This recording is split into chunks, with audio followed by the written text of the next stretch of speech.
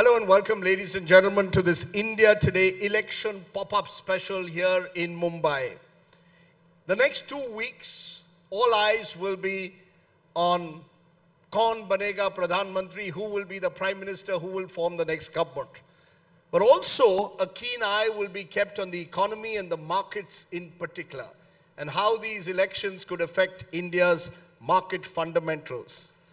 So at a time when Modi and markets, both the M's are in the focus, we're very privileged to be joined by a very special guest, best-selling author. He's out with a new book that we'll be speaking about, ace investor, political and economic trend spotter par excellence. Ruchir Sharma is with us here all the way from New York. Thanks very much, Ruchir, for joining us. Please give him a very big hand, ladies and gentlemen.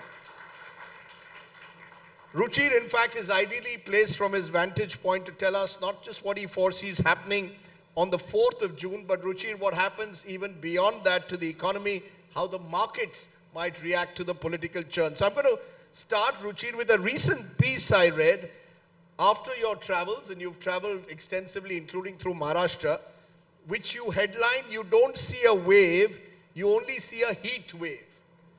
And this has led some to believe, is Ruchir Sharma suggesting that this election is far more competitive than 2019, a localized state-by-state contest, and this 400 par slogan of the BJP is hype. Is that how we should interpret a seemingly waveless election?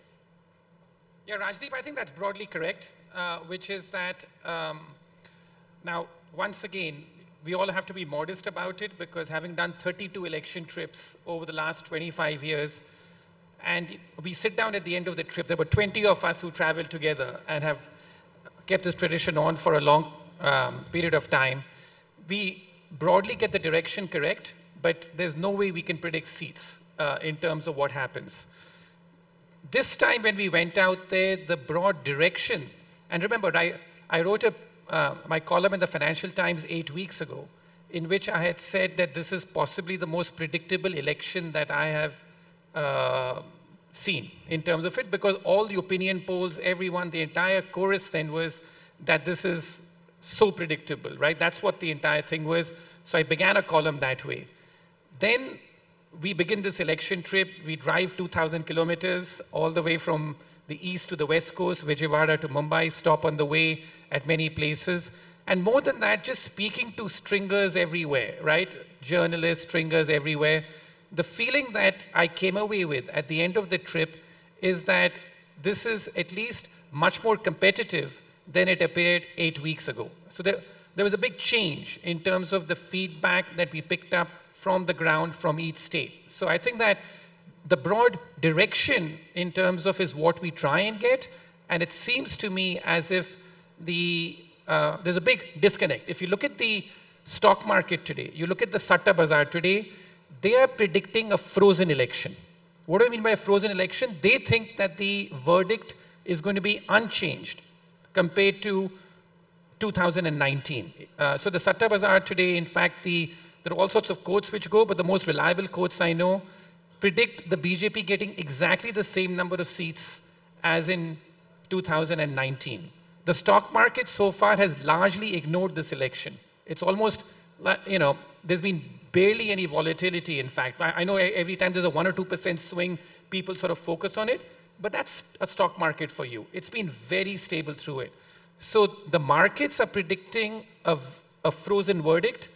I think there is risk to the downside based on the travels that I've done and from what I've heard and having seen elections in India over the last 25 years. No, you've said something big already. You're saying there's a risk, a downside risk, that the predictability which you saw 8 weeks ago and wrote about no longer exists. You're saying this is far more competitive, this is far more localized, presumably. Are you suggesting that 2024 could be a repeat, as some suggest, of 2004, when all pundits were proven wrong? And I'm sure you traveled then as well. Are you seeing traces of that at all? No, it's very hard.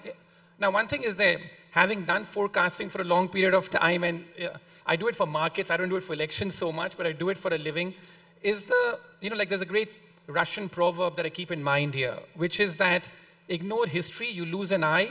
Focus on it too much and you lose both. So I think that what you have to keep in mind here is that every election tends to be distinct. We keep referring to 2004 or 2019, but history rarely repeats itself in such a neat fashion. All I'm trying to say is that having traveled, it seems to me as if this is a much more localized election.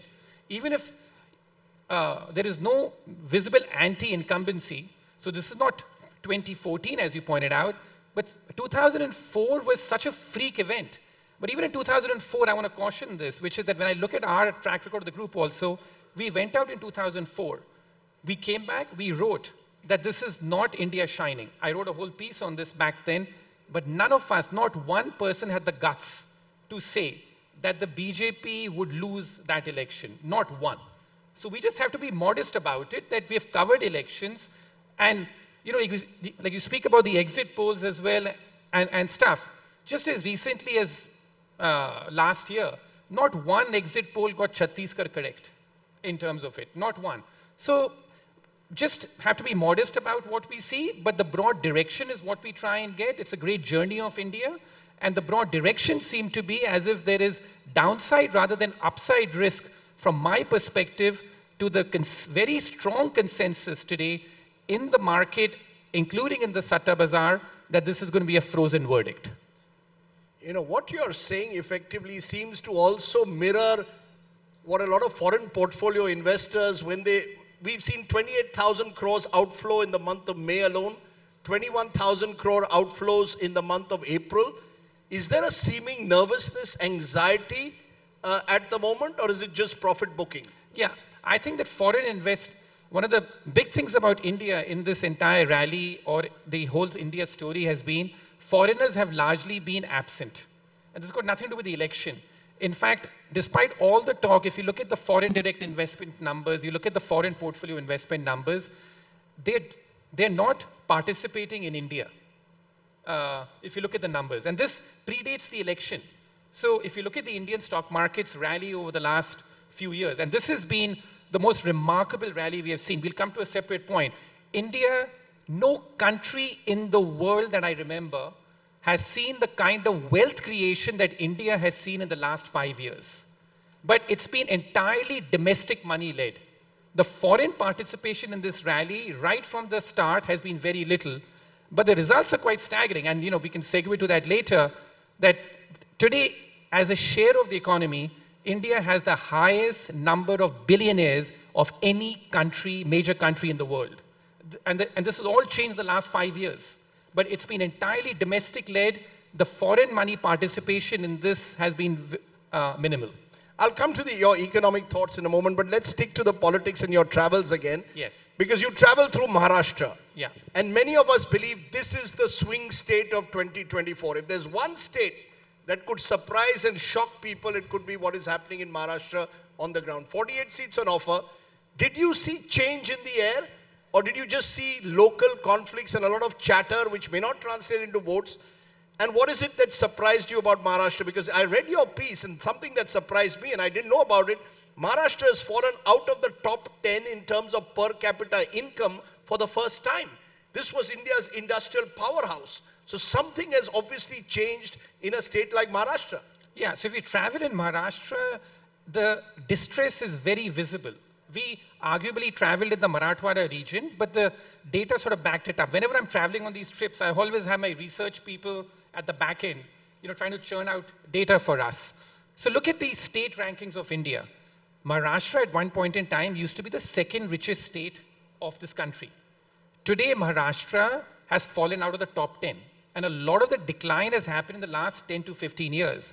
When you travel in Maharashtra, what you see is that, in fact, which is very visible, that outside of the Golden Triangle, Mumbai, Nashik and Pune, you take that out, the average income in Maharashtra is lower than the national average income of India. So, and it's been a big decline of Maharashtra. So that we saw, and we drove through places like Beed and stuff on this election trip, and the distress is visible. The quality of roads is very different in Maharashtra compared to Karnataka. The previous state we had done an election trip for was Karnataka. And the switch in fortunes is remarkable.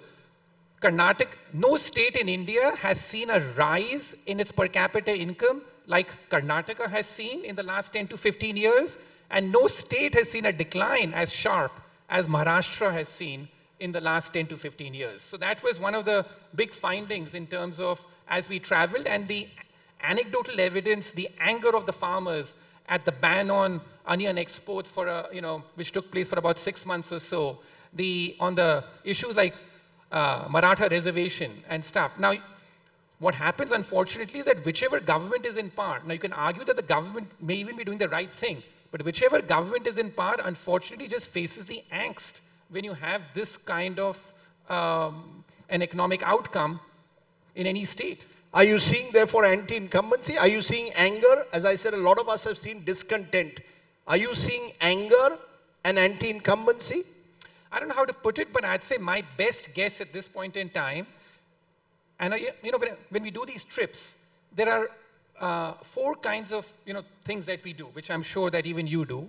One is we go to rallies and meet leaders. I personally find those things the biggest waste of time because they all give you the canned lines and it's all sort of done.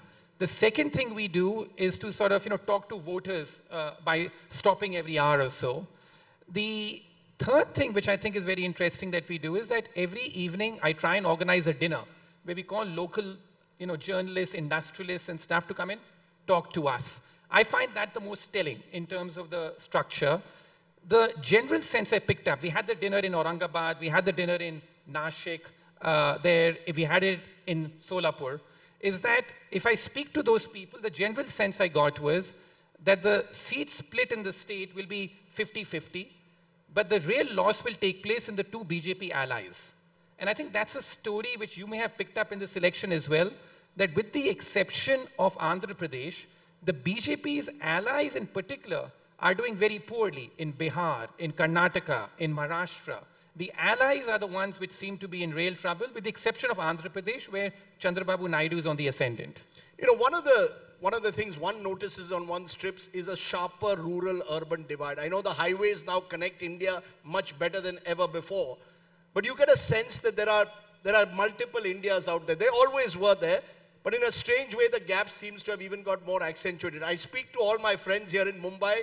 Many of them are investors in the market, and they desperately want a big Modi win because they believe that's the only way the markets will consolidate and take off. Then you speak to someone in rural India, and he or she is only worried about water, about basic livelihood issues, and the 5-kilo free ration matters a lot to them. Are you seeing the emergence through all your travels over the years now of increasingly distinct, disparate Indias where the gap is actually growing, inequalities are actually widening? Well, that gap has always been there, but as I said, in the post-COVID India in particular, and the data backs this up, the gap has really widened in terms of what's happened. Now, of course, the good thing is, which the Modi government has been able to do, is that they gave a lot of freebies, food grains, free rations and stuff like that. And the delivery mechanism has improved a lot. Because they get so much of money through direct transfers and stuff, the scope for leakage has gone down.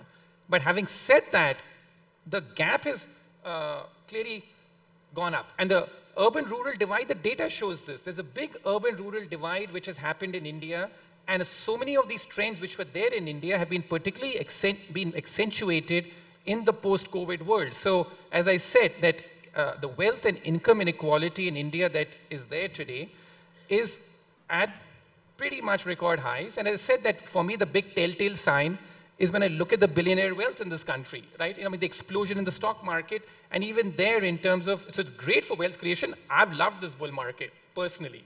But when you go out there, you see that, yeah, this is a big factor. Because this is part of your book, which will come to what went wrong with capitalism. Essentially, one of your thesis is that there is this huge concentration of wealth at the moment, and this is across the world, not just in India. However, as recent reports suggest, 5% of Indians account for 60% of the national wealth.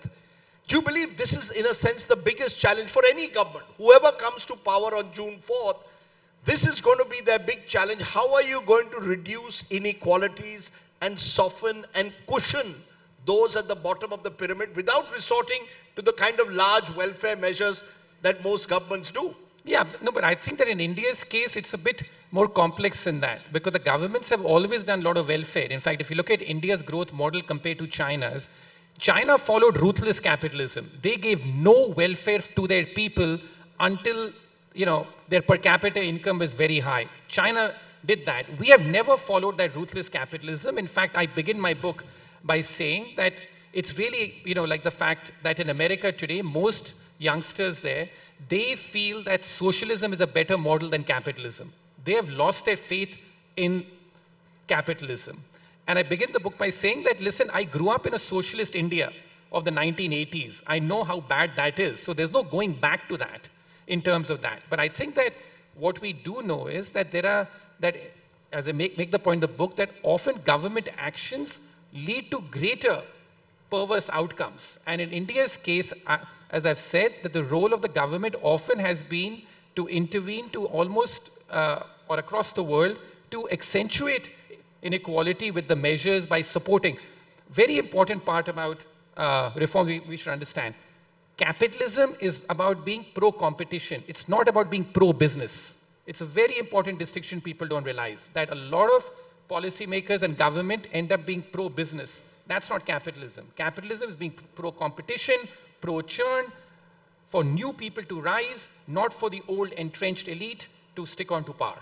But if we talk about economic anxieties in India, how does that translate, you believe, into political preferences? Because one of the more fascinating aspects in a year where several democracies are going through elections, the United States is going through a period of economic prosperity, a real boom, most economic indices better than ever before, and yet the general impression is the incumbent president, Joe Biden, is most likely to lose. Yeah. Now, put that in the Indian context. India has been seen post-COVID to emerge as one of the stronger economies in the world.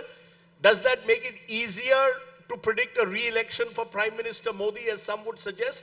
Or is there no correlation between economic anxieties and political preferences? Broadly, in India's case, the data that I've done on this shows the following conclusion. So I did this data for my last book, in fact, Democracy on the Road.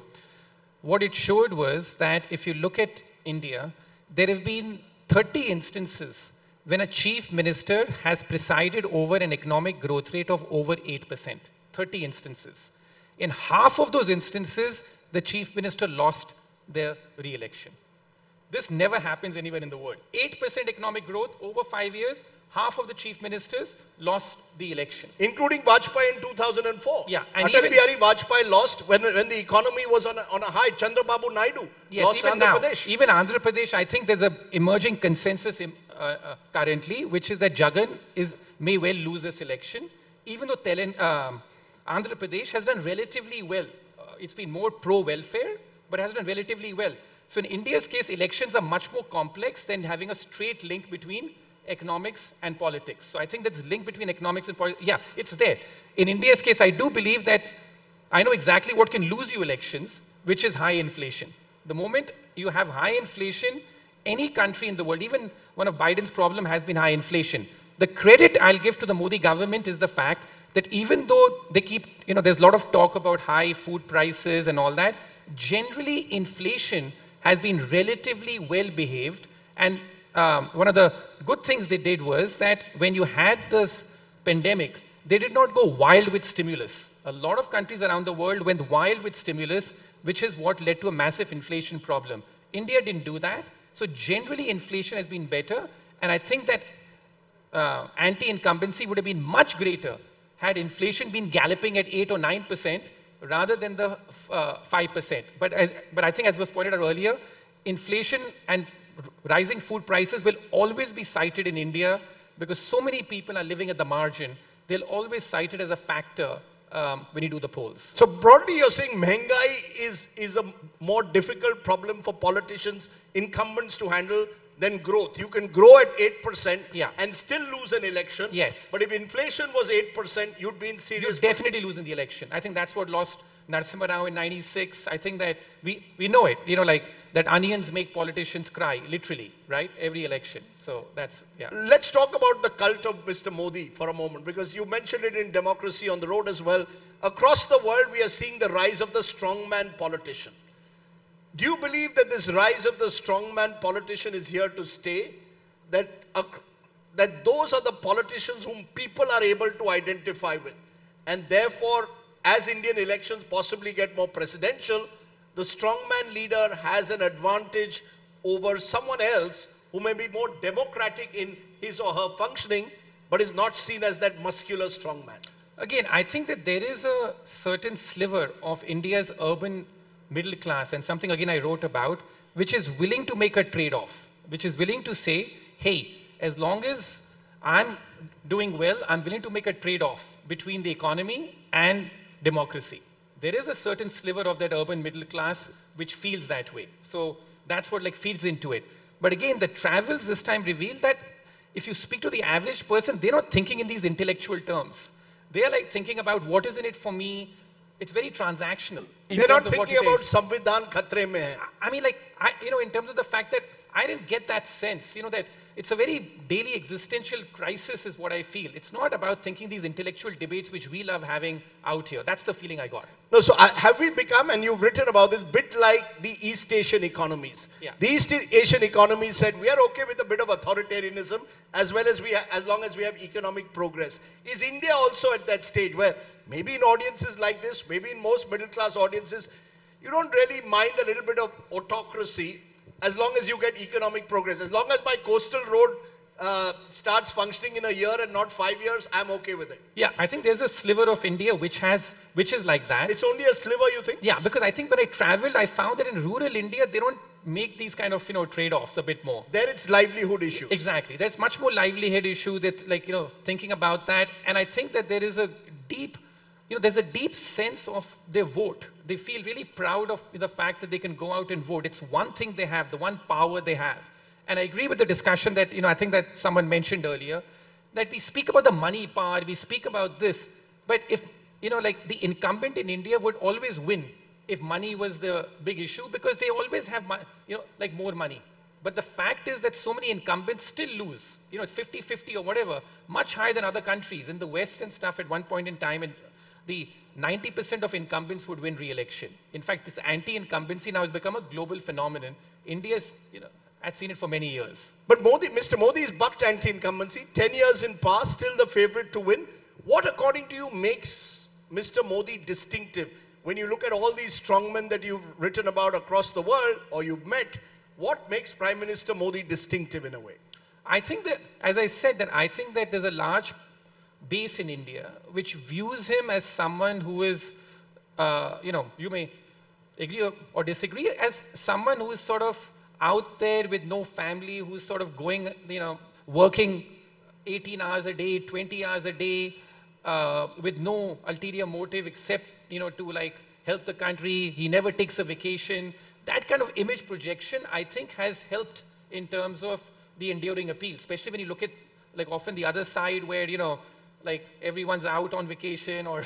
No, but Manmohan Singh once told me, I met Dr. Manmohan. Dr. Manmohan Singh said, you keep writing about how Mr. Modi works 18 hours a day. I also used to work 18 hours a day, but you never wrote about it. But Manmohan Singh never had any mass appeal. He could so it's an emotional connect. It's an emotional connect. It's an admiration for the work ethic in terms of what he does. And here's it's for real, because if you look at the state leaders too, the state leaders which have been successful in India, they have a very similar kind of work ethic.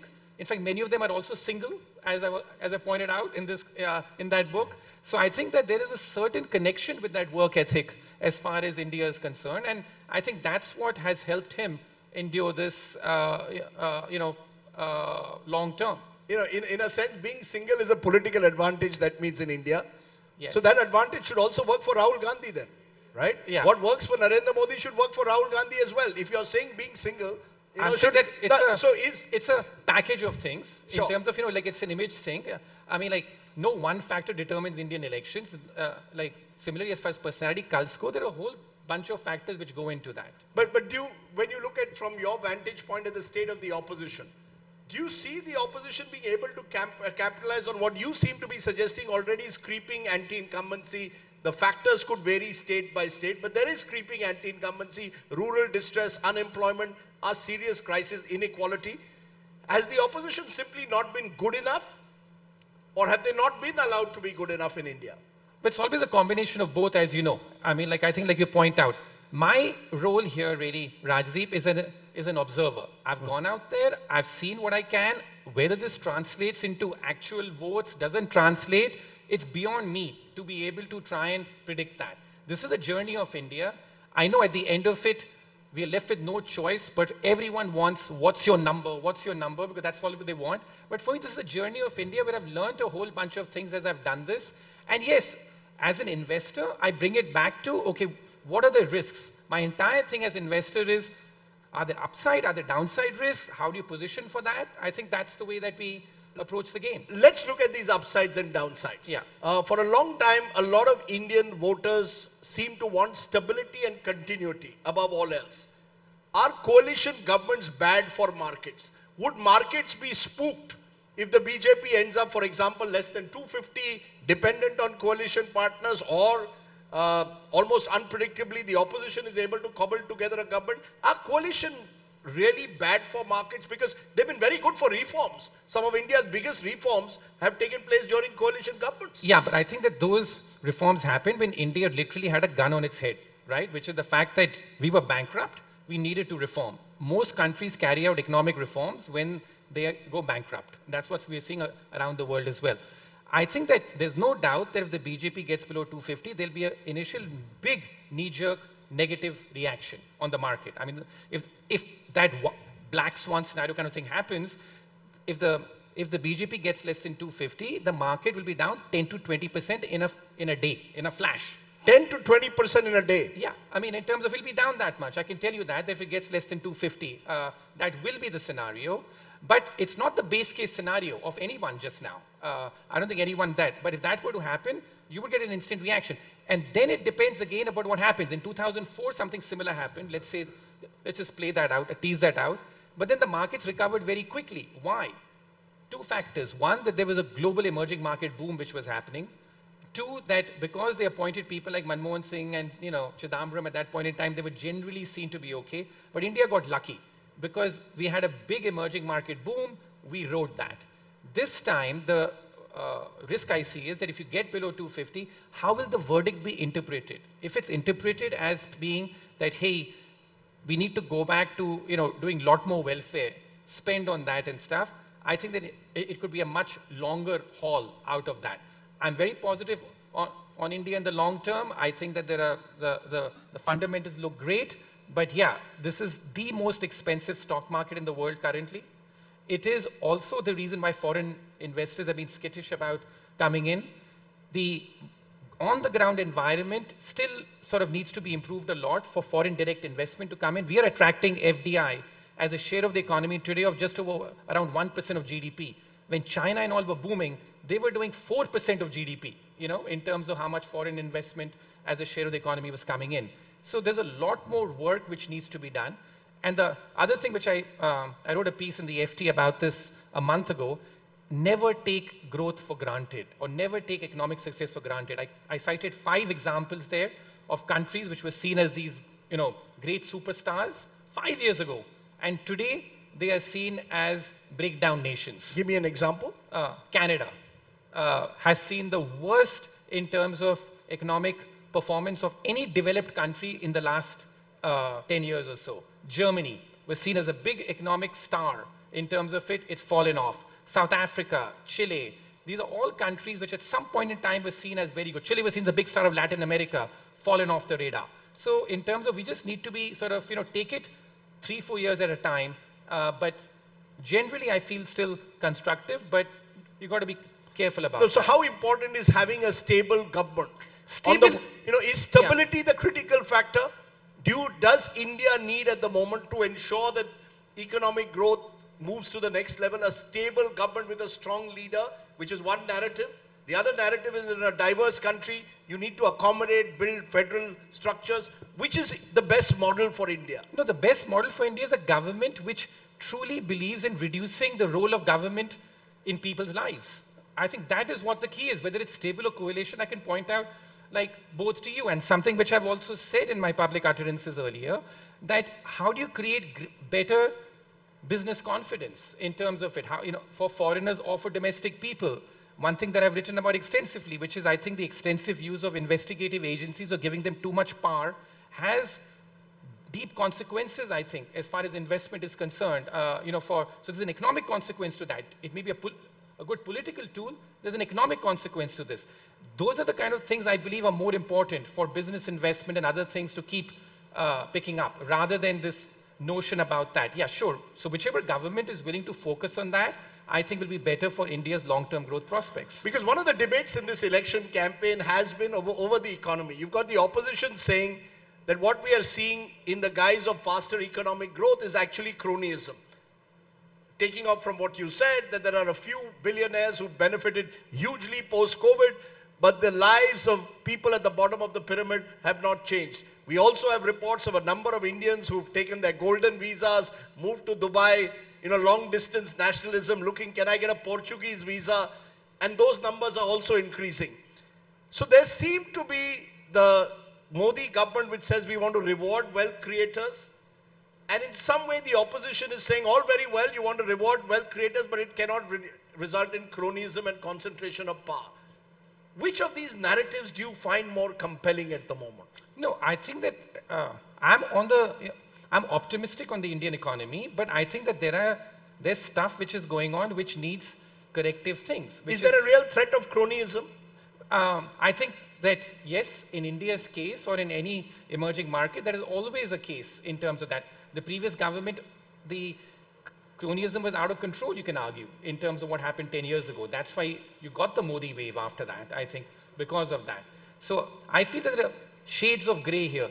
I know you want to define this as opposition versus government, but as far as I'm concerned, as an investor, I think there's enormous amount of wealth creation in India. It's great, but I also am mindful of the fact that if it becomes too skewed, what happens in terms of it? And I think that in the last 5 years, there are lots of good billionaires who've come up in India in sectors such as manufacturing.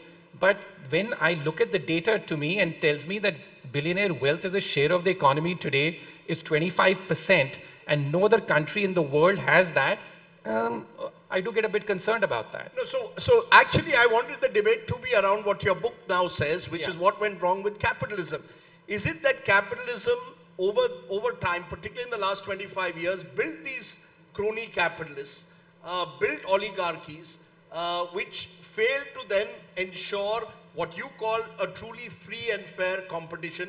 Governments in turn responded by ensuring large-scale welfare measures or subsidies for the poor, but eventually have failed to address the real issue of growing income inequalities. Yes, in terms of that's true, but I'm saying income inequality has been a consequence of government intervention. That even in America, a lot of the government intervention tends to be pro-incumbent.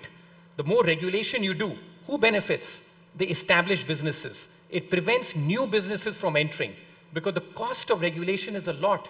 In America's case and stuff, a new person to set up business, the cost is enormous amount of cost is required to do that.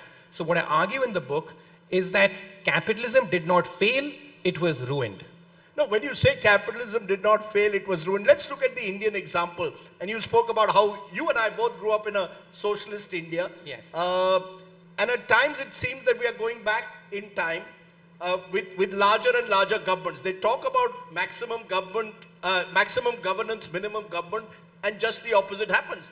And more people are dependent then on government subsidies, on government SOPs, what Prime Minister Modi calls revdies or freebies. But the truth is all parties are doing it. Yes. And they believe it's a winning ticket. When the Ladli Behna scheme, 1,200 rupees to women in Madhya Pradesh wins you an election, the temptation is that all parties will do it. Now the Congress says we'll give 1 lakh to a woman per year under the Mahalakshmi scheme. Do you think that's healthy? Or no. do you think that's exactly the mistake that India would make in the future? Yeah. That's absolutely correct. As I sort of said so, in fact, in an interview to, I think it was Rahul last year in New York, that competitive populism is the biggest risk that India faces. We don't have the money for it in terms of that. So competitive populism is the single biggest risk that India faces to its growth story. But the fact at the end of the day is Indian politicians need to win elections. So every 5 years I've got either a Vidhan Sabha, Lok Sabha. So how do I get out of this cycle of competitive populism?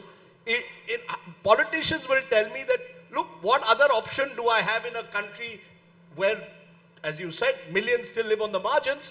but ensuring that they get some benefit, the Labharti Varg. Mr. Modi says that's the ticket to his power. Yeah, but in the end, many politicians do that and still lose elections. So I'm not sure it's the winning ticket. But I think that the whole issue here is, Rajdeep, which is that how in India do we make sure that the role of government in this country goes down? That's what China's success story was. People think of China as a big communist nation. What China did successfully was to make sure that the role of government kept going down. And now under Xi Jinping, that's been increasing. And that's the reason why I think in China, the growth story also has petered out. So what's the prescription? You know, as I said, neither of us are politicians. And Yes. when you speak to politicians, they want to win elections. How do you get out of the trap? The Prime Minister talks a lot about it, that, you know, I don't want to worry. I'm not worried about the cycle of election. And he has taken over the years some bold decisions at Yes, times, yes. which to his credit. But at the same time tends to succumb at election time, some would say, to populism. The price of petrol, for example, is not determined often by global prices anymore, but whether there's an election round the corner. So, given that, how does India or any Indian politician who wants to win an election break out of this cycle?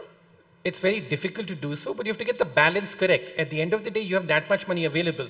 How much do you spend on building a better road? Right? How much do you spend on giving people better services rather than just throwing money at people?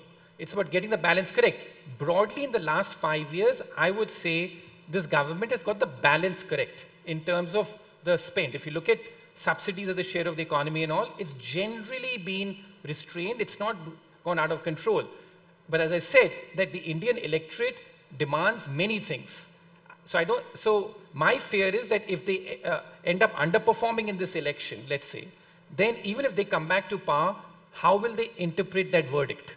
Will they interpret that verdict? Therefore, this election becomes so interesting, like in some ways, right? If the BJP comes back to power with 300 seats or more, I think then life is normal for the markets and generally for economic policy. It's more of the same in terms of what you do.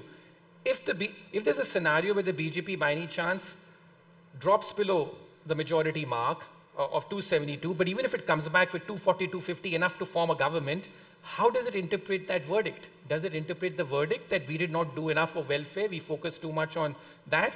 Or could it be just something as simple, which is that, yes, they did reasonable, but when you created so much hype and expectations that people said, yeah, they've done it, but maybe not as much as they're saying they've done it.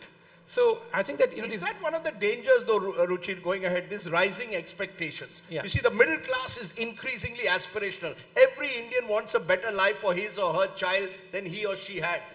And no government can fulfill that often in a finite amount of time. Is that going to be a challenge in India and indeed across the world, but particularly in a country like India? Yeah, the Prime Minister talks of Viksit Bharat, great dream, but at the end of the day, the reality is that a woman has to walk 5 kilometers for a pail of water. Yeah, but this is a global phenomenon again, because I think that Mr. Modi may have bucked this, but across the world today, the approval ratings of leaders is at a record low across the world in terms of that. So there's a lot of negativity also now being spread, I think, through social media. That one of the reasons anti-incumbency across the world has picked up is that there's so much negativity now which is spread through social media, which is that anybody does anything, they get taken down instantly on that. I mean, what else explains the fact, even in America's case also, I think the problems are deeper, that you have social media, but you also have problems of inequality, which is there, that I may be doing okay. So in India, all these debates take place that the poor person, their poverty level in terms of in India has dropped and the poor the better. But when you see the other person doing that much better, you have those images beaming to you. That also creates a sort of frustration, which is the fact that, yeah, but I may be doing okay, but look at the other person in terms of what's that person doing. But we had Fareed Zakaria earlier on this pop-up, and he seemed to suggest that across the world, cultural politics was becoming more and more important. People were identifying themselves, their core identity, even as a white American, today looking at the other. That othering seems to be taking place in India as well. In India, in the context of possibly Hindu versus Muslim. Do you see more of that happening, and is that worrying? That in a country with the third largest or fourth largest Muslim population in the world, that is one of the risks that India has. The fear that these divisions could widen in the years ahead? I know that's a fear, but luckily, I'll say one of the encouraging things of traveling in India, and you have done it too, is that way I feel India's social fabric is much stronger. I don't see that tension at a village level. I still see one of coexistence. At a village level, as you know, that, like there'll be a separate Dalit basti, there'll be a separate basti, like a separate concentration of Muslim people somewhere. I still see a lot of, maybe I'm an optimist and maybe that's the thing, I still see a lot of peaceful coexistence. I think this vitriol is much more an urban middle class phenomenon. You're saying something important. You're telling me this communal poison that enters our society is much more urban middle class? Yes. Outside these urban middle class pockets, out there in rural India, there is far greater a sense of coexistence. Yes, and I've seen very little change in that in the last 25 years of my travel. If I were therefore to ask you as we come towards the end, the top 3 risks for India going ahead in the next 5 years, we won't even go 10. Right. The 3 things that India should be concerned about, what are those top 3 risks? Right. I think that the biggest risk as far as India is concerned, firstly, you have the election. That if, let's say, the BJP ends up underperforming the market's expectations, in terms of how will that verdict be interpreted? The big risk will be if it is interpreted that you need to do much more welfare, much more of that, and that having a development-oriented strategy doesn't really cut it. I think the balance shifts on that. That is a true risk as far as India is concerned. I think the second risk for India also happens from a global perspective is the thing with China. It's a very tricky situation with China just now in terms of what we are going through. And one thing we have to be very careful about is, like how do you keep as many friends as possible? Sometimes I feel we almost get too aggressive, like in the neighborhood and stuff. How do you keep, because every single successful economic model in the world has relied on a lot of trade with your neighbors. That's really been something which is, like essential out there. And then in terms of, so I really see these 2. I mean, I know you asked for 3, but I see these 2 as big. But for me, the biggest challenge is that come June 4th, how will that election result be interpreted if by any chance the BJP does underperform the very strong consensus today? You're saying this is an interesting election, but if you just look at the market behavior or everywhere, they are behaving as if this election's over. That, it's like, let's move on, let's wait till what the next budget's going to be. So I think that that's really what, and then that'll be another risk if you ask me, if you're saying a third one. Let's say the BJP does much better than expected. Let's say they get, 330 or whatever. Then the risk is that the expectations of the first budget of the new government will be very high. They will then, the market will be really like primed for the fact, you got 330 seats, show us in terms of all that you can do with that incredible verdict. It's interesting you're saying that because you beat Congress leaders and they say, no, the markets have boomed when we've been in power as well. Why are you forgetting the years we had, especially between 2004 and 8? It was only the global financial crisis that sent the economy into a bit of a tailspin. Yeah, but the global economic boom is what took them on the upside, Sure, so, politicians tend to cherry pick. Yeah. But I'm just saying that, do you believe there is a broad consensus, and you see it across state governments as well, that actually the future of India may not necessarily lie in who's in power in Delhi, but the kind of state governments that we have, because many of these states are the size of the United States, like in Uttar Pradesh, that the real strength of India or the weakness of India will lie in how these states grow and handle the economy in the next 5 to 10 years. Very true. In fact, Mr. Modi used to say that a lot when he was in Gujarat, which I think is a script that, like in terms of, I'm not sure he believes in anymore, that competitive federalism could be India's real strength. I've not heard that term, but you brought it up now, and I think that is something which would make me optimistic in India, that you have a lot of state governments competing with each other. So therefore, they now show up as delegations in Davos and New York, as state delegations. I think that this competitive federalism in India, how we can do more to promote that, I think would be the biggest boost to India's growth story. In a sense, therefore, the biggest risks are, some states lagging way behind the others, presumably. That is going to be, it's not just income inequalities, but you travel to a Karnataka, Telangana, and then you travel to a UP, Bihar, Jharkhand. It's like different worlds at the moment. Or even Maharashtra, as I said, next door. Even within Maharashtra, there are different worlds. We can go 100 kilometers away, and you'll go to Palghar and you'll find places falling off the map. Yes, that's right. So I think this competitive federalism is something which I hope it re-enters the lexicon of Indian policy making. That could be the biggest strength for India. But I think you've given us a useful, I hope what you're saying is looked at closely by governments, because all governments now swear by capitalism and claim to have an economic consensus around it, and then go and practice socialist practices in the way they implement their policies at times. That's why, as I said, that capitalism should be pro-competition, should be pro-churn. It should not be pro-business or pro-incumbent. Okay, let's conclude by celebrating India. You have been traveling across this wonderful country from the East Coast to the West. I've spent 7 weeks traveling across this magical country. What's the best thing, Ruchir, of being Indian, of traveling through India? What is it that depresses you the most? And what is it that reinforces your belief that India is the country to be in the future? Undoubtedly, the warmth and hospitality, right? You can drive into a village in terms of it, and the way people are welcoming. Anybody will give you a cup of chai anywhere. They will talk to you. And this is such a difference, which is that I can do this election trip in India, but let's say like in a Brazil or South Africa, I would never, ever be able to do this because it would be a security hazard. People would sort of mark you down. In India, you can travel with feeling totally safe and warm and welcome as you get into people's homes. I think that is the thing. The depressing state can be also the fact that how sometimes things don't change. That you go to Maharashtra today, and in all these other parts of Maharashtra that we went to, it seems as if you're still, stuck 20 years ago or something. There's been very little change that's happened. And even at a bit of a superficial level, one thing which is fun, which I've noted in 25 years of travel, the average time it takes you to go from point A to point B, which is, home to home in 2 cities, is unchanged for 25 years.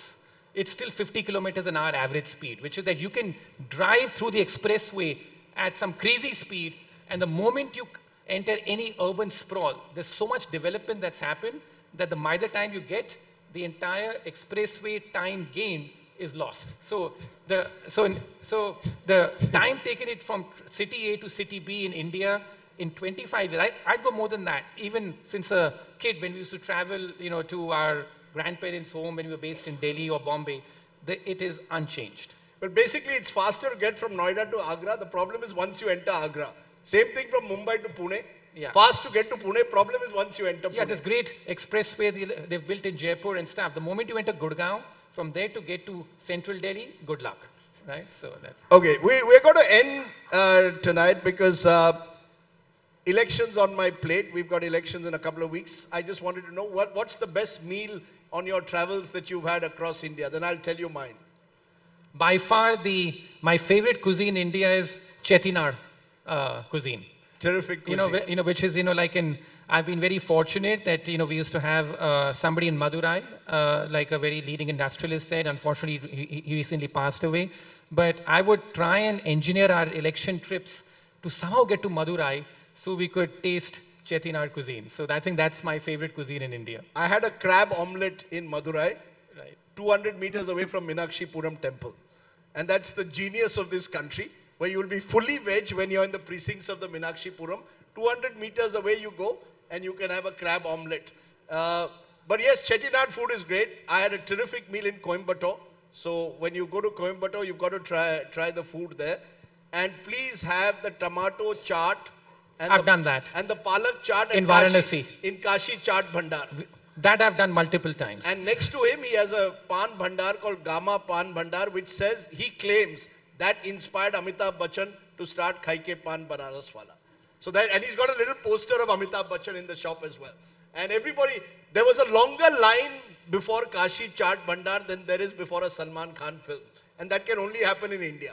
And that too through a chaotic street where the traffic was impossible. There we go. That's why we love this country. That's why we love this country. That's why there is no country like India. Through all the chaos, this is a country which hopefully will continue to enthrall us and excite us in the years ahead. And hopefully June 4th will prove to be as enthralling and exciting. But for giving us a sense of what lies ahead, how the markets could respond, Ruchir Sharma, for your book, which we look forward to reading, What's Wrong with Capitalism. By the way, he'll be signing books outside. Thanks very much, Ruchir, for joining me on the show. Thanks. Thanks, Rajdeep. Thank you Thank very you. much. Ruchir Sharma.